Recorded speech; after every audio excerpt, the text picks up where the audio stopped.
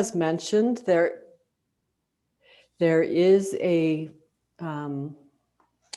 website, and she's put up the link to the website, and that is where this meeting recording will be posted. There are several other recordings there from previous meetings, and there's many resources on there that you may find useful. I would like to take the chance here to formally thank the Calgary Public Library, and particularly two people at the Calgary Public Library, Patrick Mealy, who was involved in the beginnings of the program and linking up with WTM people, and also Maya, who's been very kind and patient with us as we work with the technology. So I would also, you may have noticed on the slides that we are announcing the two subsequent programs. So in the first, March 4th, the first Thursday of March, Dr. Alan Donsky will be presenting, and his topic is on judgment. So it reads, oh, where did I put that?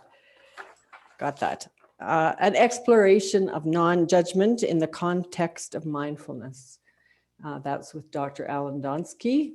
And then on March 18th, Dr. Phil Bluestein will present on how to use the breath for stress relief. So we invite you to those two programs, and you, as you've done tonight to get here, you register for those programs on the Calgary Public Library site. So what you can expect for this evening is a 50-minute presentation combining a meditation and the talk by Dr. Bluestein. And following that, we are going to have a question and answer period. And in the question and answer period, we encourage you to ask as many questions as you have. And as Maya mentioned, there's the option to type them into the chat. And for this program, we are fine with you typing them in any time during the talk. If something comes up for you, just go ahead and type into the chat. There's also the opportunity to do live questions and have an interaction with Dr. Bluestein. And you do that by going into the participant window and using the raise hand option. If you ask questions in the chat, then we will not identify you. If you do choose to do live, then you will be part of the recording. So you would be identifiable by people who watch the recording. And so to start the evening, Dr. Bluestein has posted two questions, and he would like you to answer them in the chat as separate questions, number 1 and number 2. Number 1 is, what prevents you from meditating? And then number 2 is, what are the biggest problems you have when meditating? And we're going to just pause for 2 minutes and ask you to type into the chat your responses to those two questions. And then I will hand it over to Dr. Phil Bluestein, who will begin his presentation.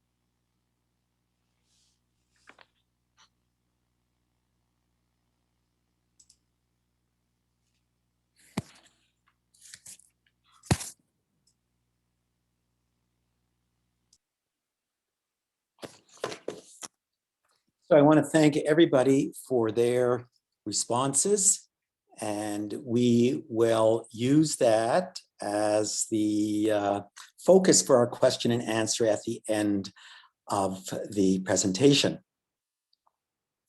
So my name is Phil Bluestein, and I really want to thank everybody who's turned out tonight to learn about meditation.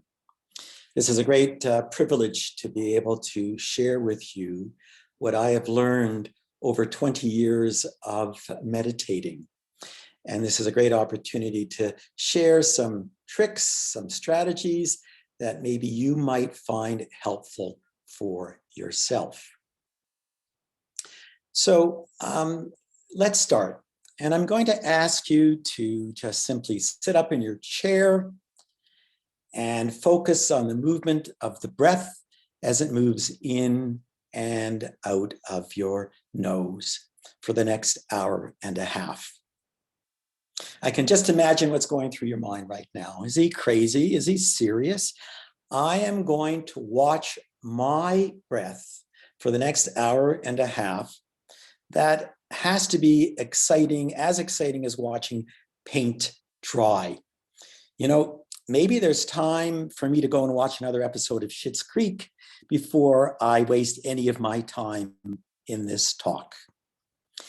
And just before we go on, Maya, can you put me in the middle of the screen, please? I just see Leslie's name there. Thank you.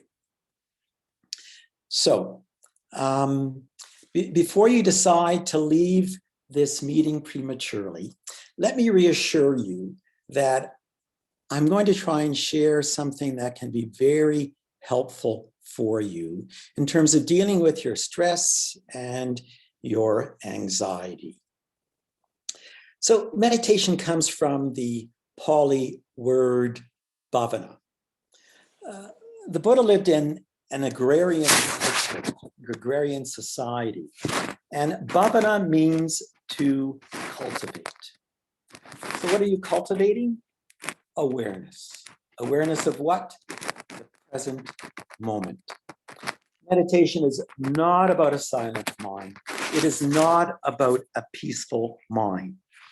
There are really only two ways to have a completely silent mind: death and coma.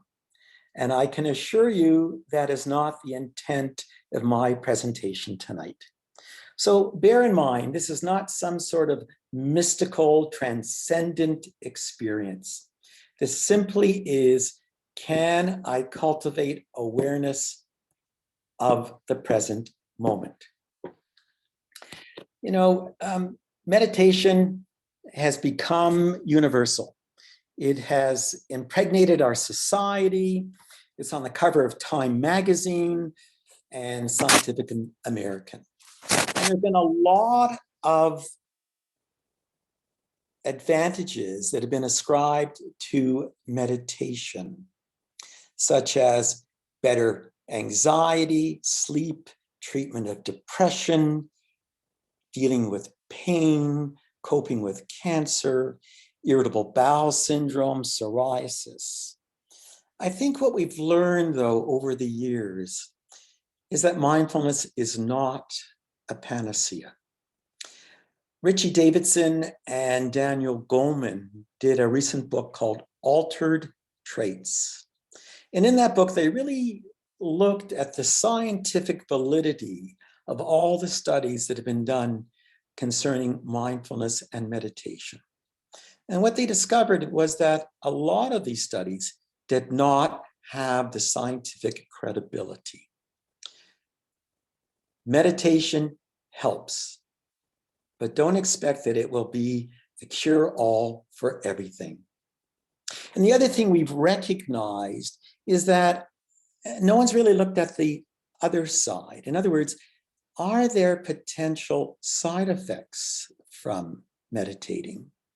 And I think what has come out from this is that certainly individuals who are having a lot of psychological, psychiatric issues, suicidal ideations, that certainly a prolonged meditation retreat is not advisable. So we hear these terms of meditation and mindfulness. How are they different?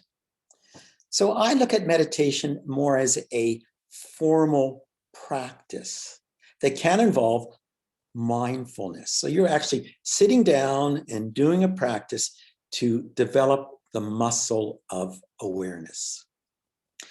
Mindfulness comes from another Indian Pali word called sati, which means to remember.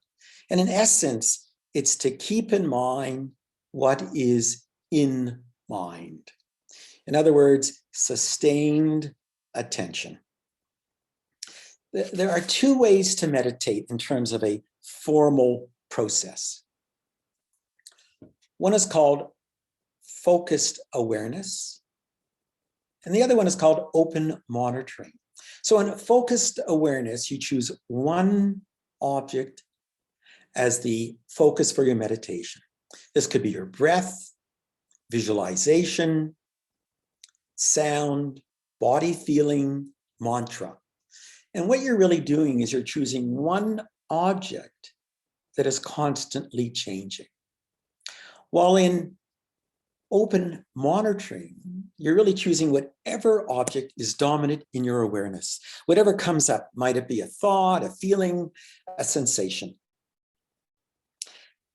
People often quote a third type of meditation called loving kindness or metta, or perhaps more appropriately, friendliness. I like to think of this more under the focused awareness type of meditation. It's because you are sort of repeating phrases over and over again. That is a form of focusing your awareness. So which one should you choose first? Focused awareness, one object, open monitoring, whatever object comes into consciousness. I think most people have recognized that it's probably best to start with a focused awareness. In other words, what we're going to do tonight, breath meditation. Because it seems easier for people to focus their awareness on one object rather than multiple changing objects. And what it helps to do is to help stabilize, ground the mind, that then may allow one to transition into open awareness. Now, again, let's remember, we're all individuals, we all have preferences, and for some individuals, one type of meditation may resonate more than another. But as a rule, I would suggest that you start with a breath meditation, and then as one becomes more comfortable with that, then one can even, during one particular sit of a meditation, start with breath and then shift into open awareness. I think this is a feeling that you get and depends on your sense of comfort with how the meditation is going. So what's so important about awareness? I mean, both open monitoring and focus awareness really have sustained intentional awareness as the reason why it's done. They say we have 60,000 thoughts a day, and 90% are of the future or of the past. And we are really only aware of what we're doing 47% of the time. Half the time, you're not here. And you probably have already drifted off from this presentation.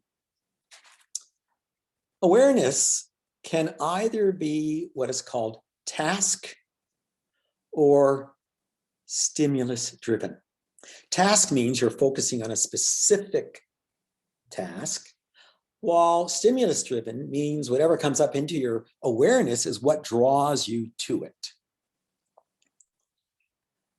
When your mind is not on a task, your brain goes into what is called the default mode network. This has really been a very valuable discovery and maybe explains why meditation works. When you're in a default mode network, then you are into self-referential thinking and mind wandering. So what's happening is you're thinking about who you are, you're thinking about the past, you're thinking about the future, but you're not present. And what we have discovered, and what that is the Buddha discovered 2,600 years ago, that the essence of our suffering is that anything that you attach to as I, me, or mine leads to suffering. And maybe the reason why meditation works is it decenters. It gets you out of the sense of self. Everything that we experience is referenced against who we believe we are. We all carry this sort of autobiographical history of ourself, an image, a belief system of who we believe we are. Are we present in this moment? Are we congruent or incongruent with the way we see ourselves? And then we pass judgment on ourselves. We judge the action, we then judge ourselves, and our self-worth is dependent on our action. So it is truly the sense of self that determines you suffering. And so maybe by meditating and getting out of that sense of who you believe you are is the key to allow you to have less anxiety and stress. And meditation has been shown not only during when you meditate, but even when you're not meditating, that the default mode network decreases. I like to say that meditation does you. We now have this MRI scanning that's able to identify the default mode network. And what has also been noticed is that when you meditate, there are both functional and structural changes in our brain. This is called neuroplasticity, the capacity of our brains to change. And what we notice is that the prefrontal cortex, that executive higher functioning part of our brain, increases when we meditate. So we have a much greater degree of emotional regulation, memory, planning, and we're less self-centered. And the other significant factor is that the amygdala, the center of emotion, of fear, decreases. So when we meditate, we change the capacity of our brain, both structurally and how it functions, that impacts how we lead our lives. When I started to meditate, I did it predominantly to help relieve my stress and anxiety. But over the years, I have been given gifts that I believe that has come from my practice. And over time, I really did notice this decrease in emotional reactivity and resilience. Less things would tend to bother me. And when I reacted, they didn't seem to be as intense. And there was a much greater capacity to come back to normal. So a greater degree of regulating my emotions and a greater degree of resilience. And the other wonderful things that I noticed from the practice, and this is not something that I searched for, was that there was a greater degree of compassion for myself and for others. And I think this was a gift that my practice gave me and continues to give me. We've noticed that we're just not aware of what we're doing. When you had dinner tonight, were you eating your dinner, or were you saying, oh my God, I got 10 minutes, I better finish because I got to go to this talk? When with your kids or your grandkids or your friends, or you're being intimate with your partner, are you really there, all there, or maybe part there and part at what you're going to do or what you're not going to do? So meditation really cultivates this capacity to be in the present moment. And it really allows you this wonderful gift of being human and enjoying life. And when you do get activated and you get stressed out and you get anxious, where do you go? Are you in the present moment? No way. You're in your mind. And where's your mind? You're thinking about the past. You're thinking about the future. So the beauty of meditation, it gives you that capacity to, in time, spontaneously or with reflection, come into the present moment. And that means connecting with your breath, connecting with your body, getting out of your brain, out of that ruminating, judging, criticizing mind. And when you observe your breath, there are some really wonderful aspects of your breath that really talk to you about the true nature of reality. So, as we said, no one breath is the same, and you will notice that. So what do we notice? One, everything changes, and two, nothing is permanent. So simply by observing your breath, you have the capacity to see what the true nature of reality is like. And so why do we suffer? Because we grab onto things that we believe are real and permanent.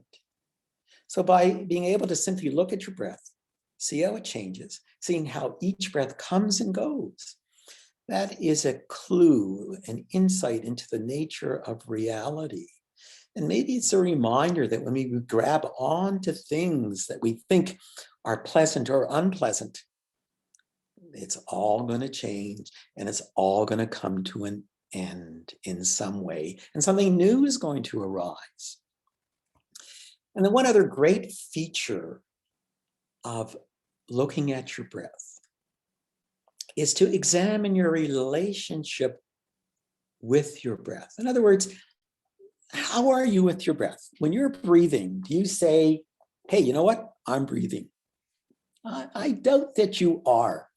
The breath is a very neutral object that we can be in relationship with the breath without owning it. The essence of mindfulness is not freedom from pain and suffering. It's the freedom to be with pain and suffering. Pain and suffering does not come from the event. It is what we superimpose upon it. So can we be in relationship with our thoughts, with our emotions, with our sense of self, in the same way we are in relationship with our breath, the capacity to be with it, but not be the one that is it.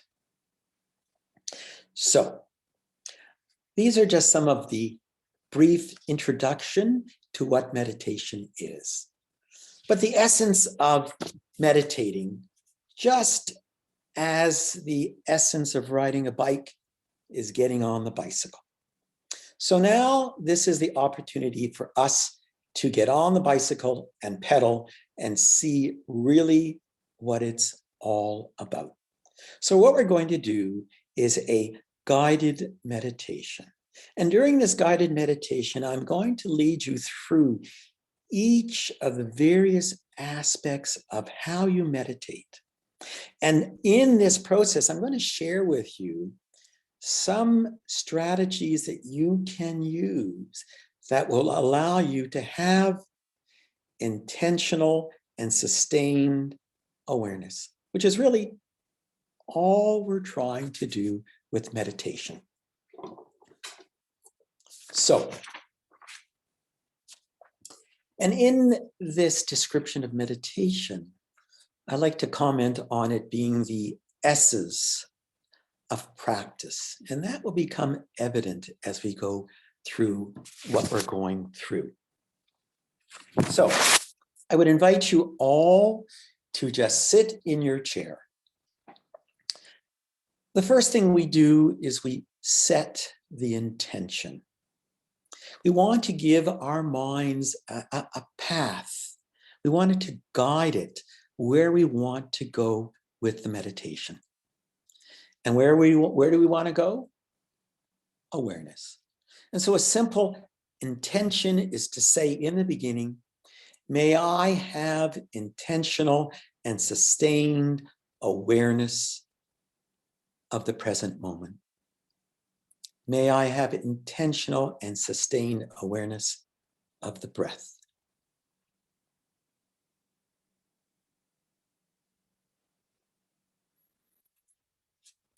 And next, I would invite you to shut your eyes.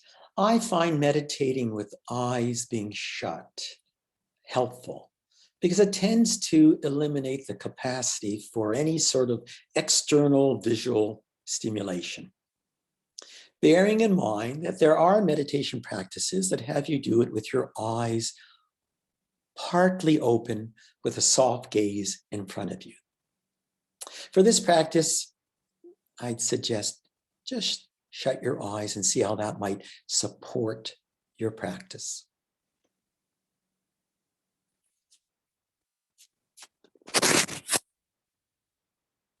We're going to come to the posture and then predominantly the spine. So the first thing you want to do is you want to have both of your feet flat on the ground. Your legs are not crossed. Your hands are folded either in your lap or on your belly. Very importantly, your hips are higher than your knees. And so if you're very tall, you may need to put a pillow under your buttocks. And if you're shorter, you may need to put a pillow under your feet to raise them up. But what you're looking for is that your hips are higher than your buttocks. And now we come to the spine. And the spine is something that we want to have as being straight and upright, but not rigid. You want to bring your back away from the back of the chair. But by creating the energy and the effort to maintain an upright posture, rather than requiring or relying on the back of your chair to keep you upright, this helps to energize and activate your body. That helps to maintain focus on your breath. You want to maintain the normal curve in your lower spine. Your chest is open. And you want to get rid of those creases at the back of your neck, maybe by pulling your chin a little bit or a slight tilt of the head forward. A still body is very important in maintaining a still mind, that there's this dynamic interaction between mind and body and body and mind. So if you are able to maintain a still, upright body during your meditation, this will help to support a still mind and help to support sustained awareness. As we said, there are really two easy ways to access the present moment: breath and body. So doing a quick and gentle body scan as an introduction to the meditation can be very helpful in grounding you into the present moment. So what I would invite you to bring your awareness to the contact of your feet on the ground. And really all you're looking for is to see, what are the sensations I am feeling? No words. You're not describing what you're feeling. This is not pain or tingling. It is simply, what is that non-verbal sensation that you are feeling at this moment? Bring your awareness from your lower legs to your upper legs. What do you feel? And then come to your buttocks as it contacts the chair. Observe. Do the sensations change? Is there a discrete boundary at which you feel your buttocks, or is it something that just spreads out amorphously, blends into space? And then bring your awareness to your chest and your abdomen. You know, these are very dynamic areas because we are constantly breathing, and we have the capacity to observe how the chest or the abdomen rises and falls.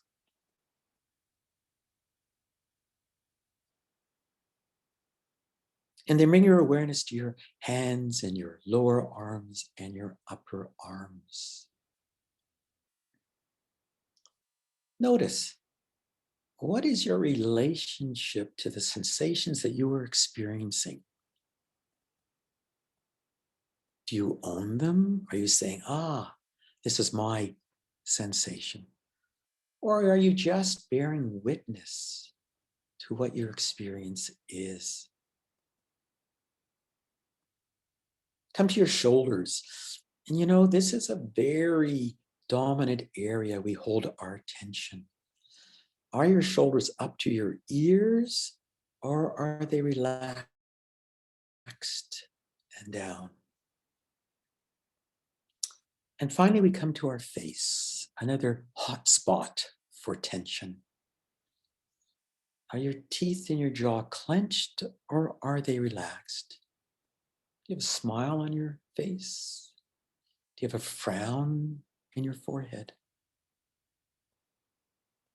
And so starting your meditation with a quick scan of your body from feet to the top of your head allows you to ground into the present moment. It allows you to see where you hold your tension at this moment. And maybe you can spend just a little bit extra time breathing into that spot to release it. Where does your tension live in your body? And now let us come to the breath.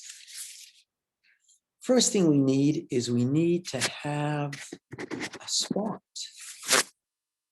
to focus our awareness of the breath.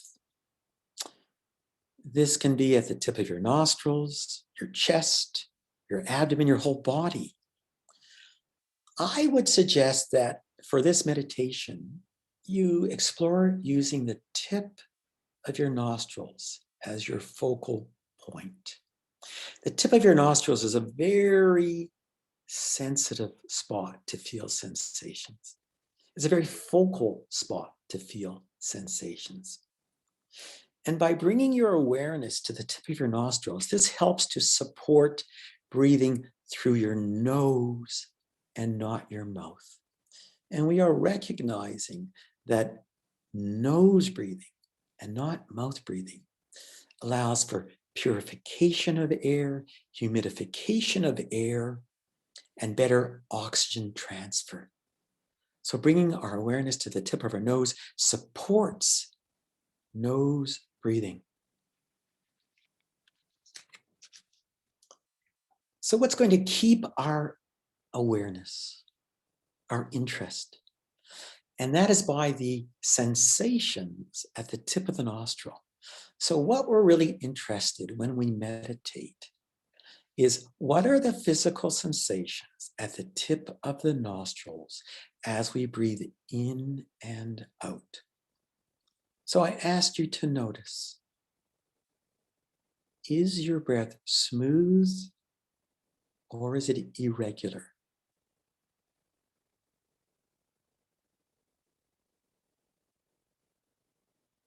Is it warm or cool?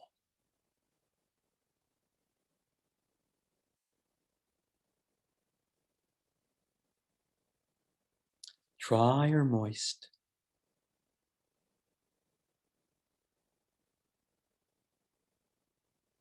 Shallow or deep?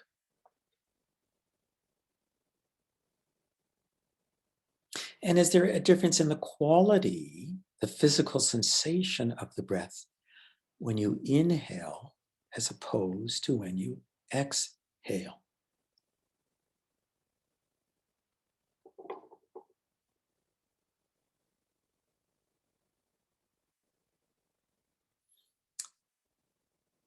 Looking for the constantly changing nature of breath helps to maintain your interest and sustained awareness of the breath. Look for those qualities. And as a rule, it can be helpful to spontaneously breathe rather than consciously breathe, although not exclusively. But in this situation, what we want to do is we want to simply be the witness, the observer to what is our experience. So allow yourself to be breathed by your body without conscious manipulation.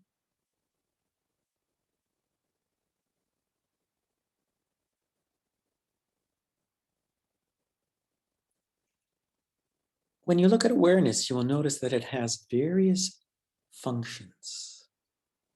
The first is focused awareness. In other words, directing our attention to our chosen object, which is the breath.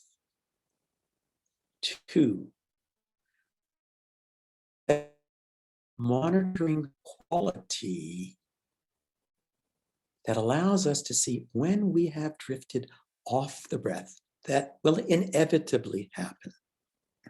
And three, the quality of recentering, the ability for us to bring our awareness back to the breath. So 100% guaranteed, you will not maintain sustained awareness of your breath. And when you lose your focused awareness, that is normal. That is not a time to judge yourself and say, oh my God, I'm not on my breath. But what it does give you is this wonderful opportunity to recognize that when you notice, I have fallen off the breath. This is a wonderful quality of what we call meta-awareness, to know what you know, which is a very important aspect of mindfulness. So at that point, when you suddenly realize, I'm off the breath, congratulate yourself. You're practicing meta-awareness.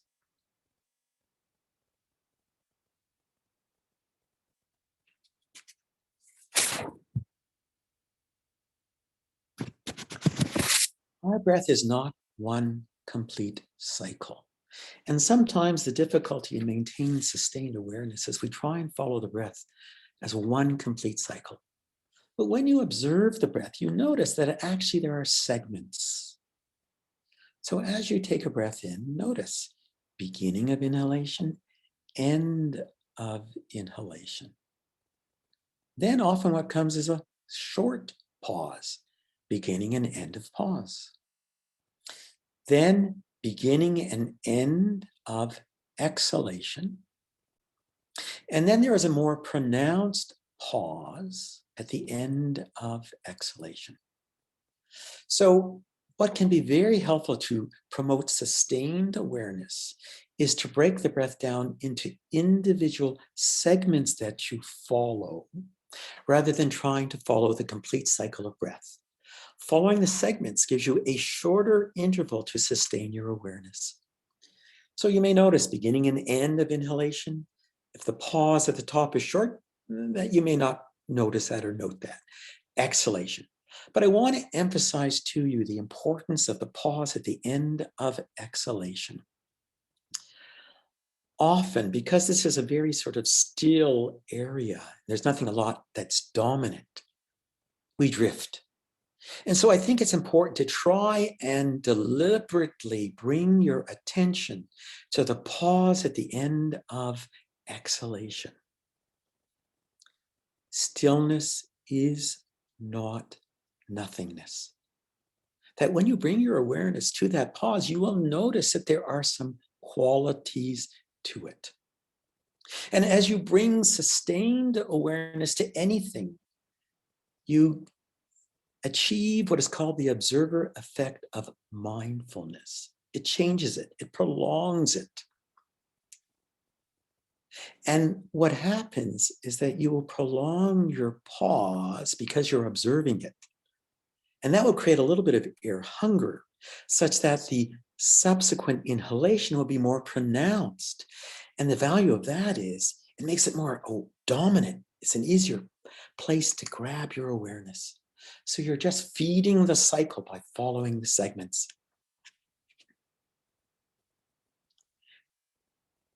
Try and do that for a second. Try and follow your breath by observing segments rather than a complete cycle.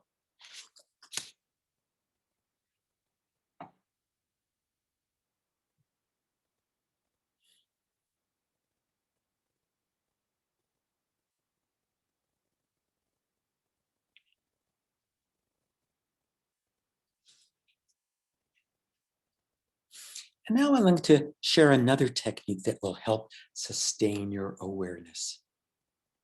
Counting. When we bring counting into and along with awareness of the sensation of the breath, we are amplifying our anchors to bring our awareness to. So when you breathe in, say 1, and when you breathe out, say 1. And as the next breath comes, breathe in, say 2, and the next breath out, say 2. And do that all the way to 10, and then come back to 1 again and start again. So I invite you to count your breaths now and see if in some way that might help support sustained awareness for you.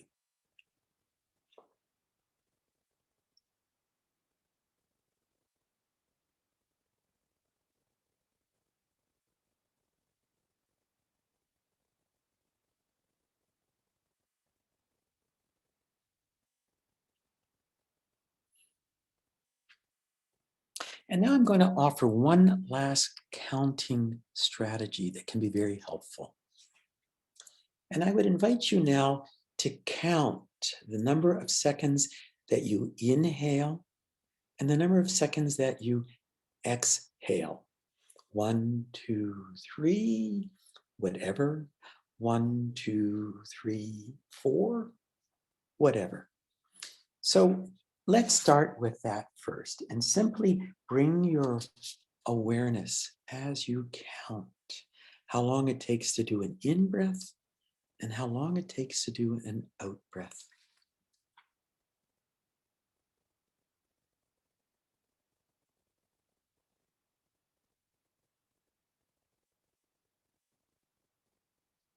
And what do you notice?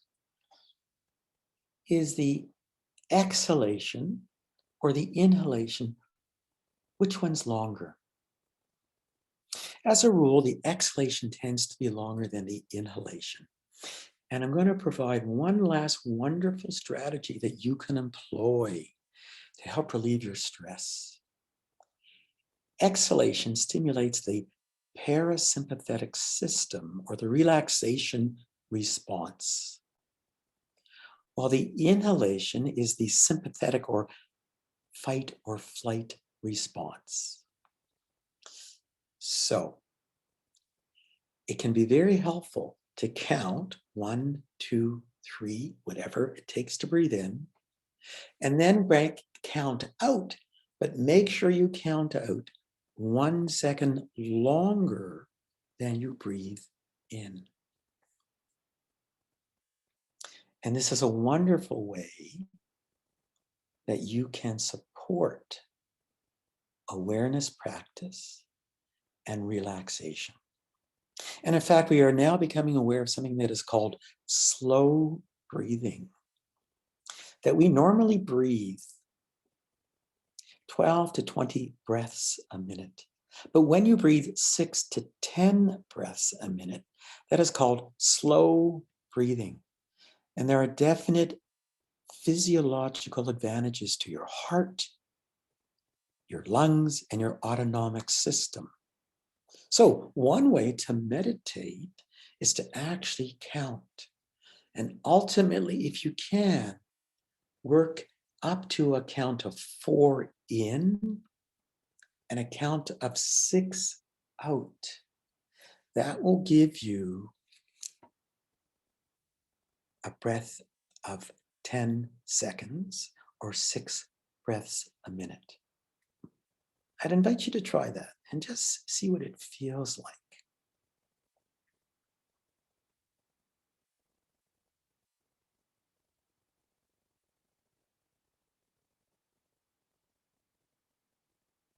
And in fact, this can be an alternate way to do your meditation practice. Rather than relying on unconscious, spontaneous breathing, one can try meditating with conscious, slow breathing. 4 in, 6 out. And this actually can be used as a formal meditation practice. So let's bring this all together.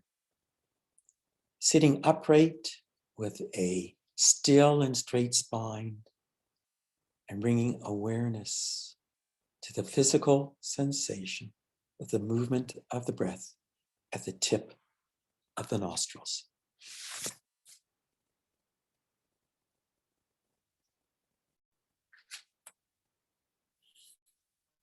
And we're going to bring this meditation to a close shortly. You're going to hear a bell. And at that time, just gently open your eyes, move your body, stand up, take a stretch.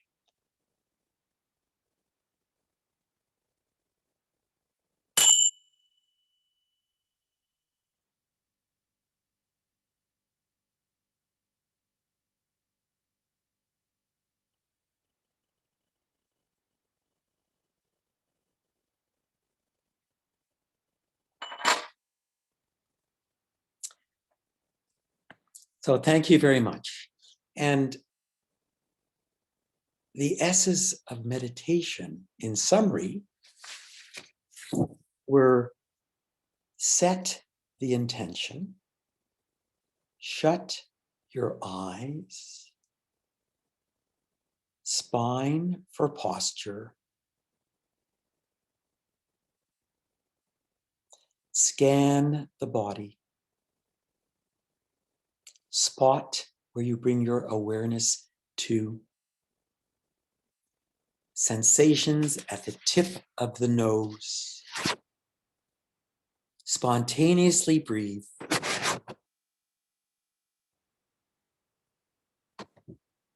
switching of attention,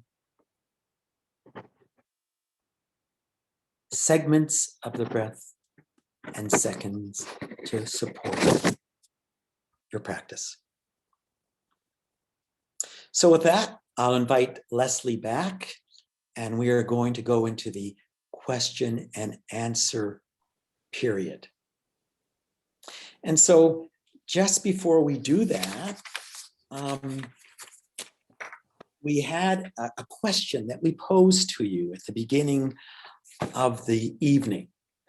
And so, Maya, your question was, what prevented me from meditating? So what were the top 3 responses from our group? Phil, the question, what prevents you from meditating? We had many responses. I counted more than 40.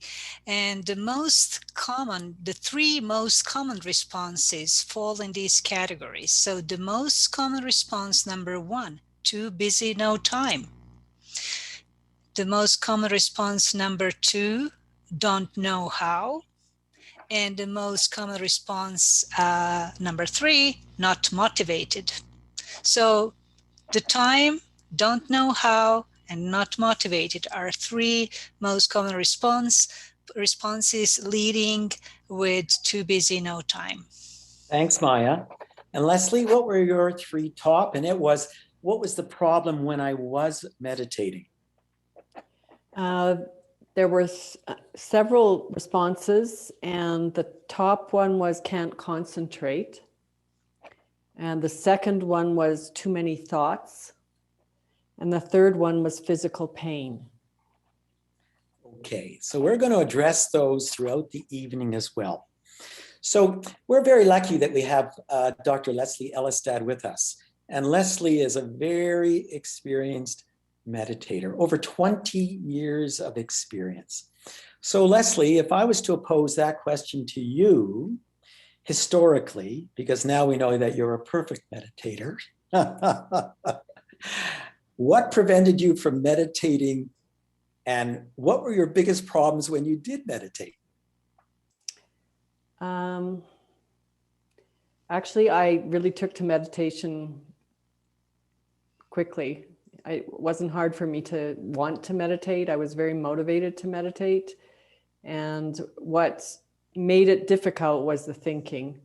And so I started with chanting because that used up the verbal part of my mind.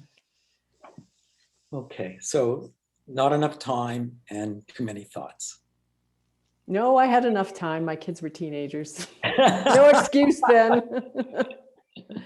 So we're going to enter into the question and answer. I'm going to address those first two initially, and then we're going to go to the chat.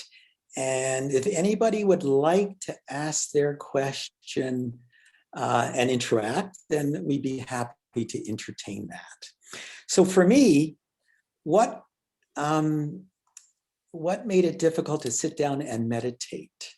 And, you know, as I reflect now, not enough time, absolutely.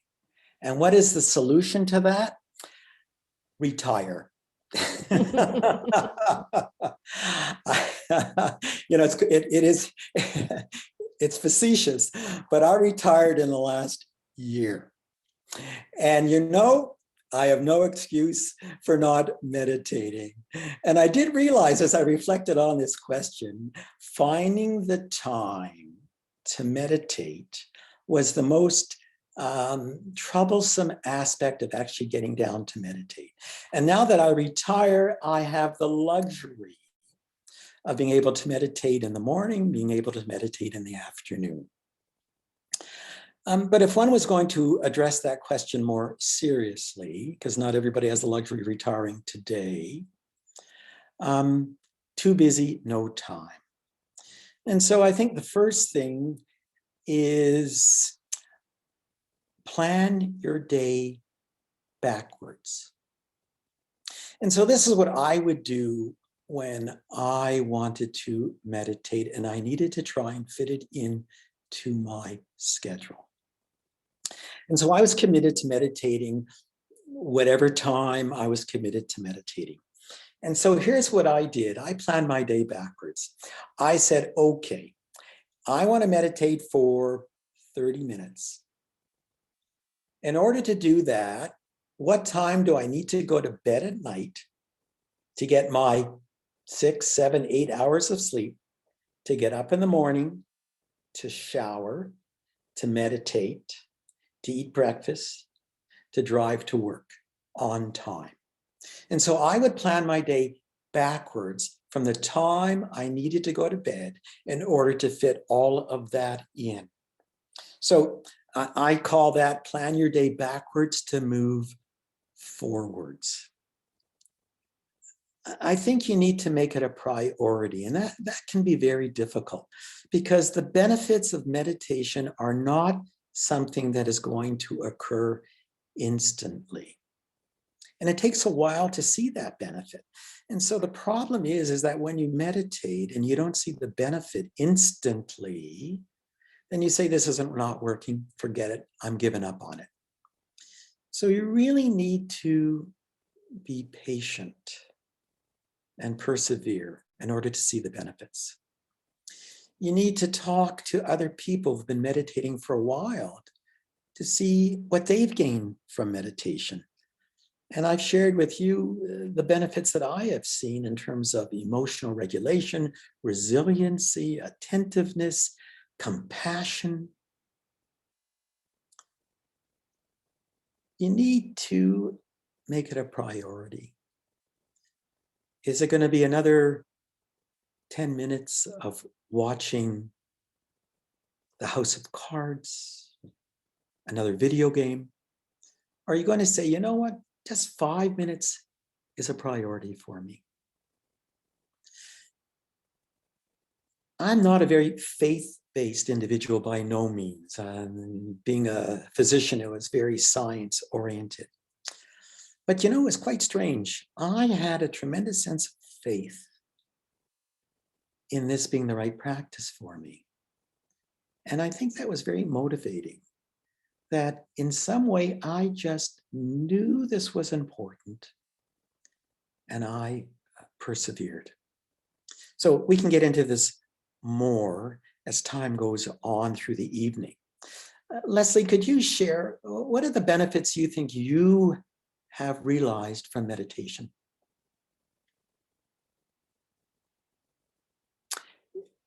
Can't hear you. I am calmer and I have more access to love. I enjoy life more, and I find that the mind is very fascinating. So it's a constant source of interest, what's going on in my mind. So lockdown isn't really a problem for a meditator. All you have to do is go look at your own mind, and there's endless amounts of interesting things going on. Yeah. I'm going to address the second question in terms of the top one, and that was can't concentrate. And so, you know, as I said, they think we have 60,000 thoughts a day. And when you start meditating, it seems that all 60,000 of those thoughts are there when you meditate. And you realize, my God, I have lots of thoughts and my mind is crazy. And part of the problem is that when you start to focus awareness on your mind, you really begin to notice how many thoughts you have. So the first thing is to recognize that this is normal, this is natural, and this is part of what you have to contend with. That in an overall long-term response to that, I think that long-term practice is by far the best. Because I think what happens is you begin to understand the thoughts and you become more familiarized with them and more habituated, and they start to calm down. You know, the evidence isn't good about whether it's better to meditate multiple short times during a day or one long time. But my own experience is that it is better to meditate long as you can in one sitting than sometimes multiple, because there's a bit of time to calm the mind and a bit of that time for your breath to work in its parasympathetic way to start to relax your mind. And so when you have so many thoughts, count. It's a way of getting out of your mind. And either do that 1, 1, 2, 2, or go to the 4, 6 mode of counting. And that can be very effective. And the other key thing is you need to bring some sort of energy into your body. And here's what happens when we meditate. We collapse. And I had done certainly a lot of vertical sleeping in the guise of meditating. But bringing energy into your body helps to sharpen your attention. So Leslie, why don't we now carry on? We can come back to answer some of these other ones if they don't get addressed. But let's come back to the questions that are asked by our participants. Okay, so we have some good questions here. Other than the nose, what other part of the body face can you focus on? In terms of the face, you know, I can't I can't think of any other spot other than the nose, because, this is where the air is moving in and out. So it's drawing your attention. Everything else is so, some people use the entire body as a focus of meditation and how the breath is moving in and out through the body. But I think we're beginning, I think focusing really on the nose is probably the best place if you can. And I think it really also brings us into that awareness of the importance of nose breathing rather than mouth breathing. I think there's a much greater awareness how important that is for purifying the air, humidifying the air, improving oxygenation of the air. So the other part of that question is what other parts of the body other than the face, I think. I didn't quite say that right. So what other parts of the body? Okay.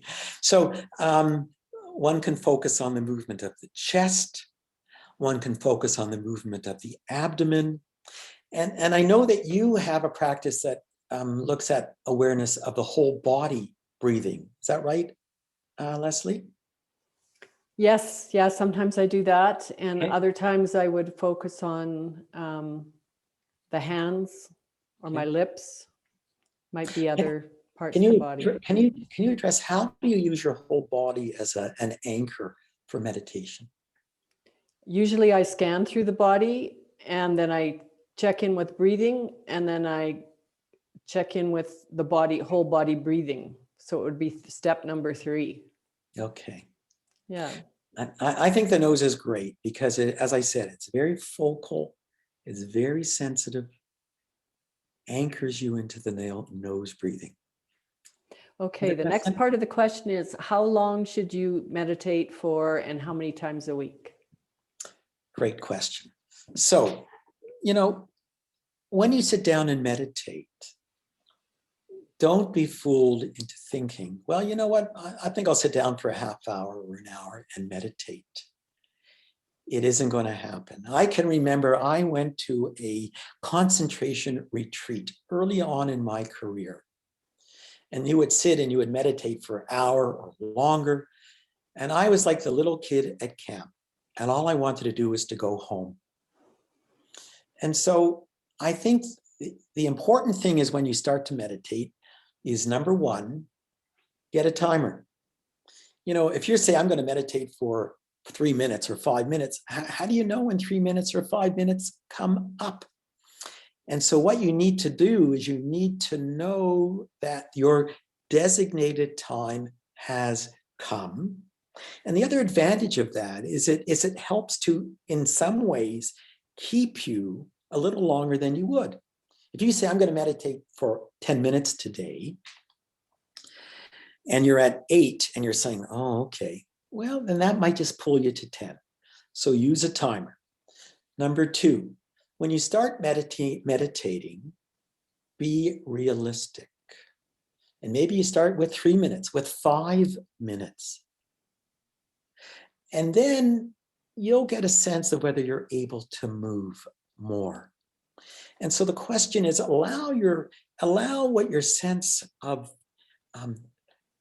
comfort is with the time you're meditating.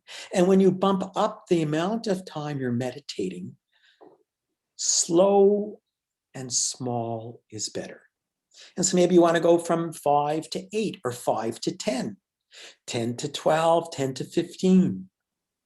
You don't want to make it that impossible for yourself that you don't meditate. So use a timer, start slow, build slow. How often do you meditate? Well, the bottom line is the more you do, the better it is. It's no different than learning how to play the piano. If you go to the piano once a week or once a month, then you'll see that's what your benefit is going to be. In an ideal world, one would say one should meditate every day. The more consistently you do it, the deeper the practice will become. So, Again, one needs to be realistic. Some people's lives are very, very hectic, and they don't have the capacity and the time to be able to meditate every day. And we'll get into that as well during the talk. I would set the goal for once a day. If that doesn't work for you, every 2 days, every 3, every 5. We have the WTM, Wellness Through Mindfulness, that meets every 2 weeks. And for some people, that's when they would meditate, once every 2 weeks. So all I can say is more is better, but whatever you do is great. Okay, there's a related question here. Which part of the day is best for meditation, morning or night? So, as I said before, I have done a lot of vertical sleeping in the guise of meditating. End of the day for me is the worst. As a rule, first thing in the morning is the best. Why? Your mind is the quietest in the morning before you've had all that stimulation during the day. And how many times have you come home and said, you know what, I'm going to exercise when I come home? Yeah, you exercise lying on the couch. And so getting up in the morning and doing the meditation right off gets it done. So you've done it. It's not something you need to fit in as you can as the day goes on. But bear in mind that we're all different. And for some people, evening is better than morning. And for some people, meditating in the evening helps them sleep. So best time of the day, for me, it's morning. I think overall, it can be morning, but individual preferences are important. Okay, thank you, Phil. The next question, were there times in your life when you abandoned your meditation for some time? And if you did, how did it feel physically and emotionally? So I did at times, not as consistent as I could have been.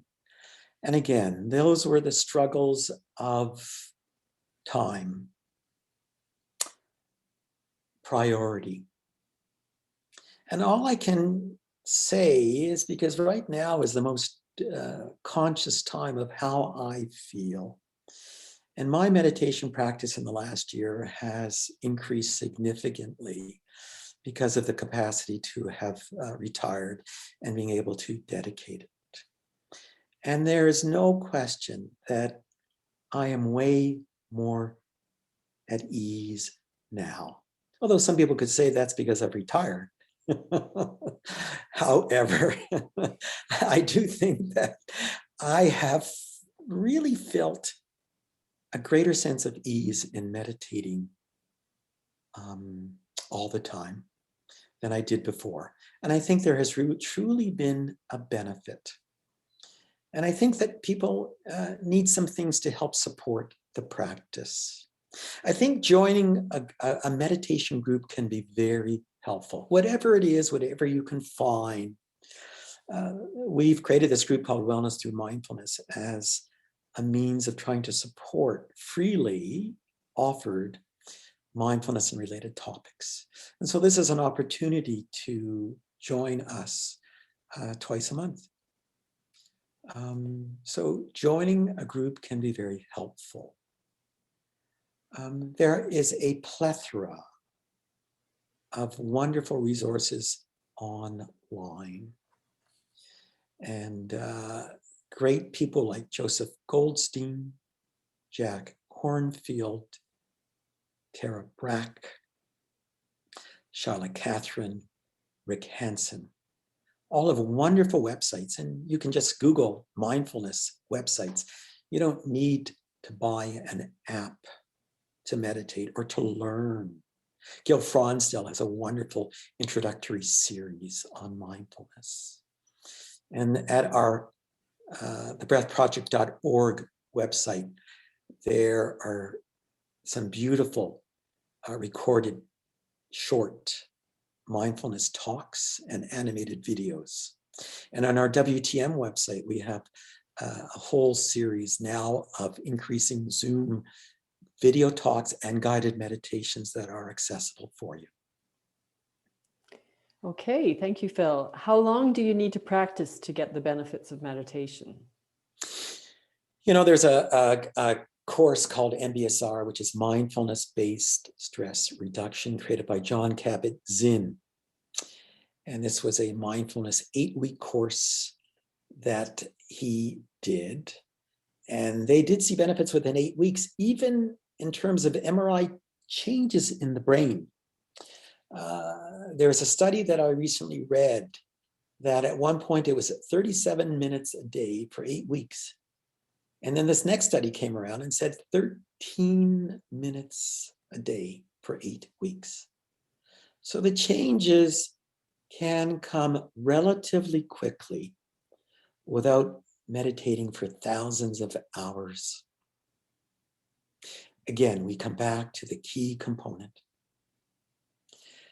Have faith, have trust that this may be for you a good practice. But for everybody, it isn't the right thing.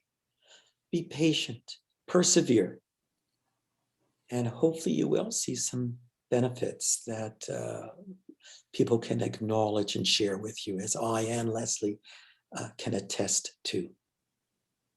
Okay, thank you.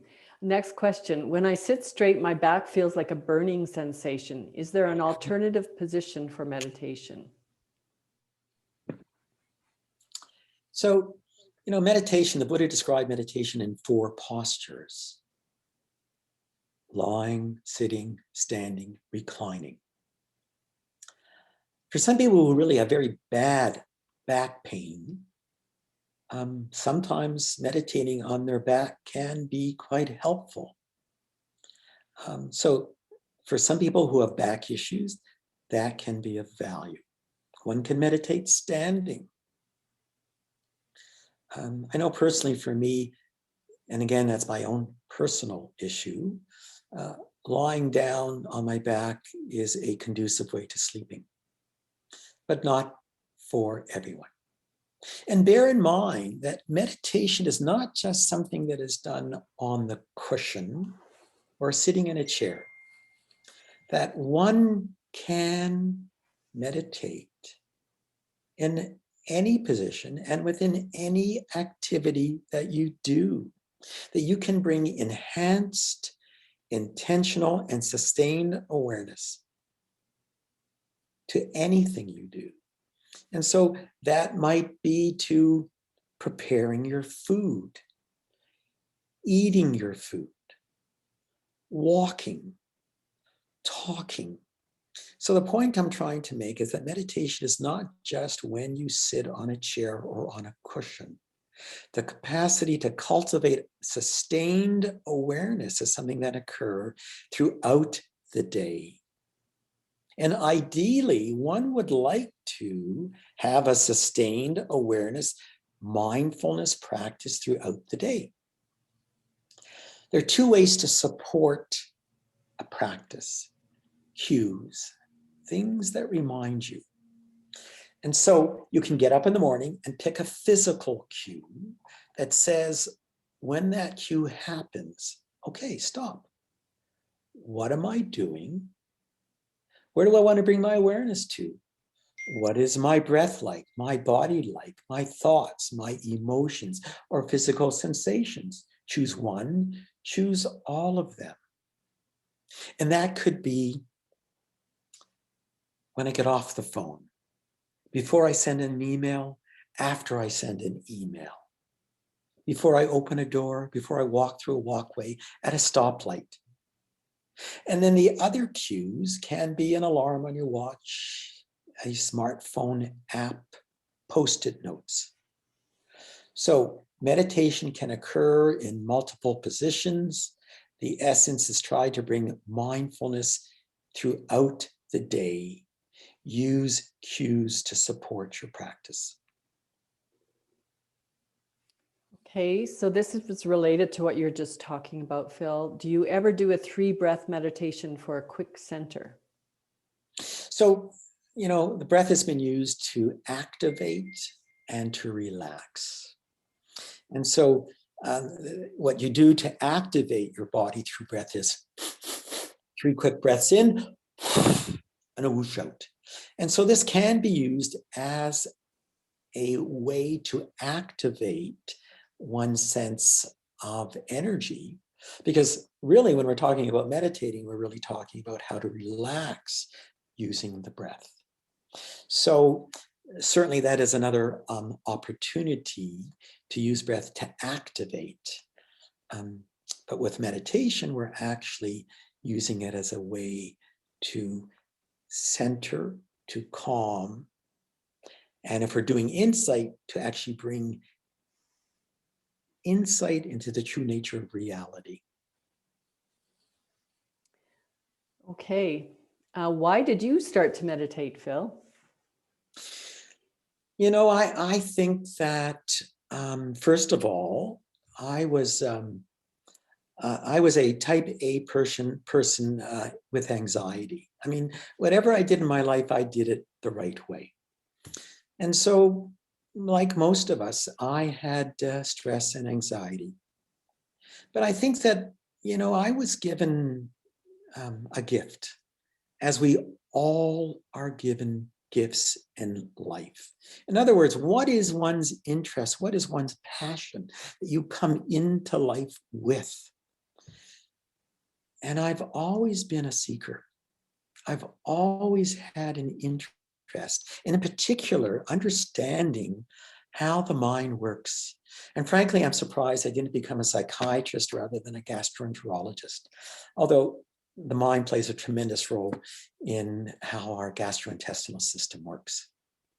And so I was just naturally drawn to seek out ways of understanding how the mind works. And I'm really glad that I honored it and I pursued it. And it really has become, frankly, my full-time job now since I've retired. The capacity to explore how we are in relationship with our present moment, which is really what mindfulness is. You know, I just have to say that I think the traditional definition of mindfulness, awareness of the present moment on purpose in a particular way, non-judgmentally, I don't believe that that is reflective of all the ways mindfulness is defined. And that this is Jon Kabat-Zinn's definition that I think was truly based on his Korean Zen, non-dual, non-conceptual response. And I think that really mindfulness is not a mystical experience. It truly is how we are in relationship to what we are in contact with. And as I said, mindfulness comes from the Pali word sati, to remember what is present, to keep in mind what is in mind.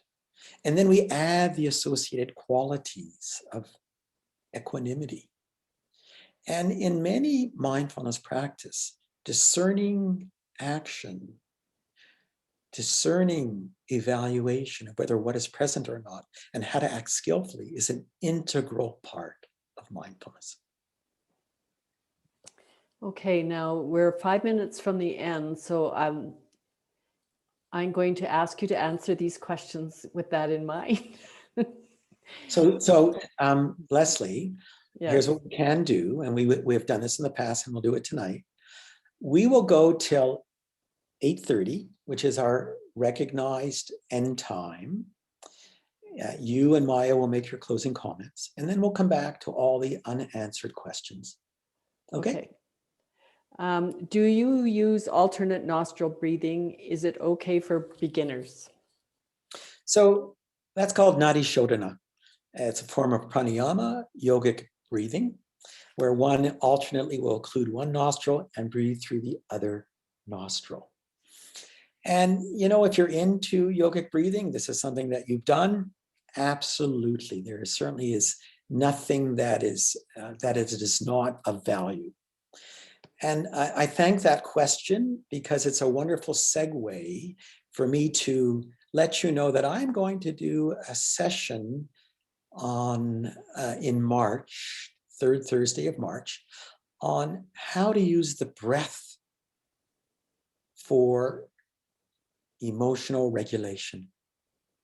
And there are multiple breathing techniques available out there.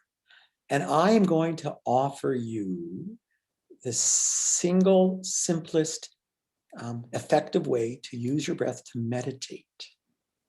The ABCDE of breathing that I think is the foundation of breathing, as opposed to getting into alternate nostril. That still has tremendous value if you're into that. Okay, and then the next question here is, just let me find it. Can you have soft music on when you meditate, or is it better to have complete silence? So I think that having music on is really not what you want to do. Because what happens is that, if it depends on what your focus of awareness is. If it's the breath, then you don't want to have music distracting you from your awareness of the breath. If it is open monitoring, insight, vipassana, you don't want to have anything else in the background to distract you. So my own belief about having music in the background is no. I think it's distracting. Now, if you have a meditation practice that is sound-based, then that's fine.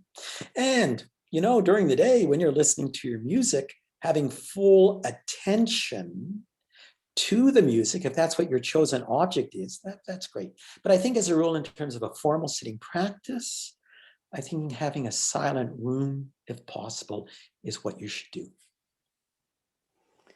Okay, and then there was a question that I think you've answered, but you might have more to say, which is, where can you find guided meditations? Any particular other comments you have on that? Yeah, there are apps out there called Headspace and Calm. We have a guided meditation on our WTM website. And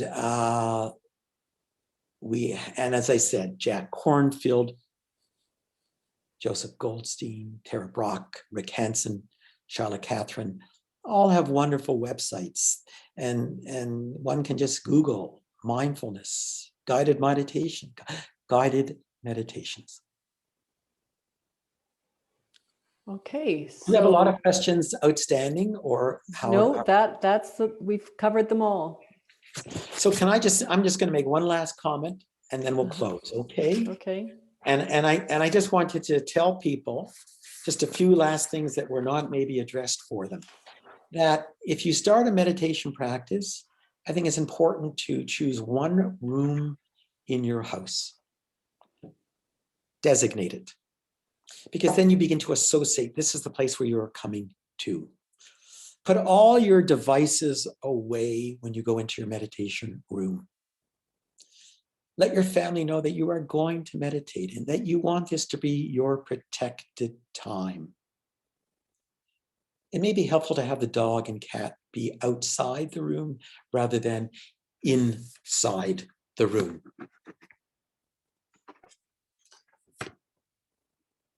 And when you become bored, which happens often, what you can do is come to your breath. How is each breath different? Straighten your spine, bring energy into your spine and keep yourself activated. Open your eyes, stand up, count. Try and meditate sitting up, and maybe choosing meditating in the morning. So I want to thank everybody. I want to thank Leslie for her wonderful moderating and Maya for her great work as usual.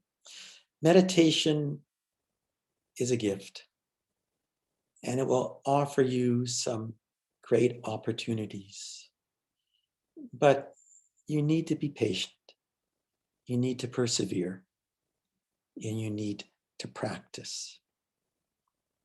And just to let you know that a written summary of all the common questions you have on meditation is on the WTM website under Summary of Talks. And so that's a place where you can go to have all the written answer to all the questions that may not have come up. And with that, I'd like to thank you all for joining me this evening.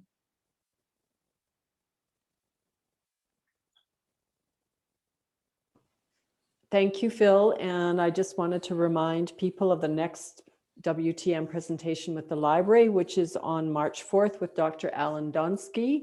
And the topic is an explanation of non-judgment in the context of mindfulness.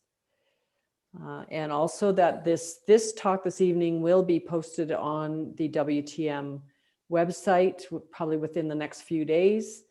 And there's several other talks posted there that you can enjoy, as well as a section for guided meditations. And I want to thank Dr. Bluestein for his presentation. It was very well received. We've got many thank yous and people saying how useful it was. So we really appreciate the effort you make for us as meditators, for the community of meditators here in Calgary, and for the community of presenters. Phil is very supportive of several people in town who do presentations on behalf of WTM, and always very encouraging and supportive of our community. We miss the chocolate almonds, but maybe we'll get there back there someday. But at least we don't have to empty the garbage, right? With it being on Zoom. And thank you to Maya as well. We very much appreciate your support, Maya.